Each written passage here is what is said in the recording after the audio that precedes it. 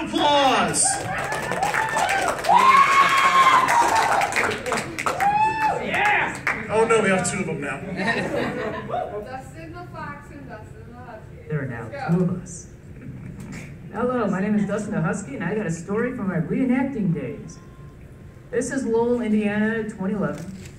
And me and some buds go out reenacting World War II, all that fun jazz. Then, we're sitting around the campfire. It's on a Friday night. And we're about done setting up tent and whatnot. We ate stuff. We just threw stuff in a pot and said, done. Well, we sometimes like to party. And sometimes the party gets too much. And in our group, we got one guy I have never seen drink in 12 years. And for as long as I've known him, I've never seen him sip a drop. Until this night. Oh. He had been missing for about 4 hours until he stumbled back into camp and sat next to me around the fire. His name is Steve. So, he comes to me and says, hey, Dustin, you know, you and Julian could be really good friends because Julian is his grandson and he's been, you know, stealing stuff from the neighbors and whatnot, so he sees me as a good role model. He would be like, hey, you should hang out with him. Maybe take him out to see a movie. You know, be a good big brother-esque thing. But he's obviously drunk. But then he keeps talking about it over and over again. It's like, hey, I want your MySpace, your email, please, just so that he can actually get in contact with you. Oh, okay, all right, well, I'll definitely get it to you. And then he starts rambling on and on. And I get that. It's strange. I've never seen this guy drunk. But then he started getting closer to me. His face is getting closer and closer and then closer. His nose is touching me.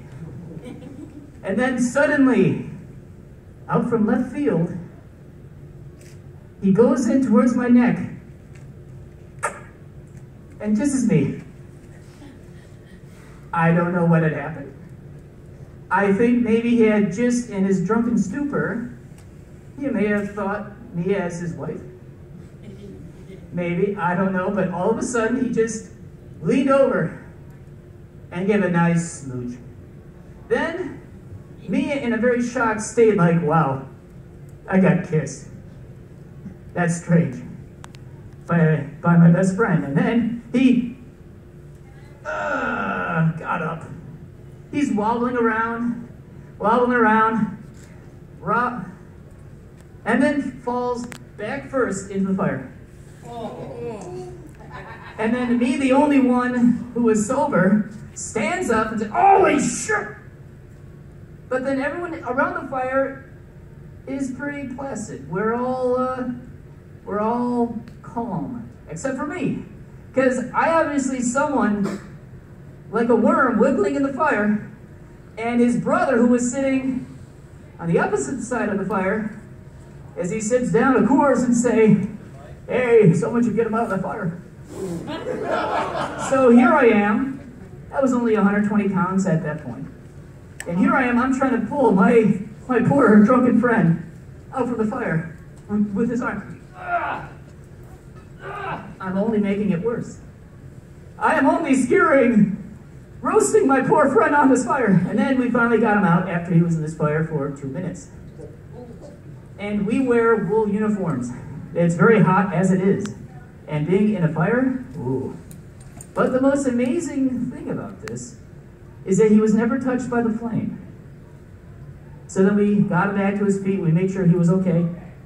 But as we stumbled, trying to get him into our old truck, I roll down the window, I get him up on the seat, I step back, and I close the door. And he just leans over, all over the side of this truck. We took him back to his car, we made sure he was fine. The next morning, we tried washing the door, and it had stripped the paint. What? And to this day, he has no idea what has actually happened and why we call him Fireman Steve. And he still, to this day, does not know what had happened. And that is my story. I gotta go.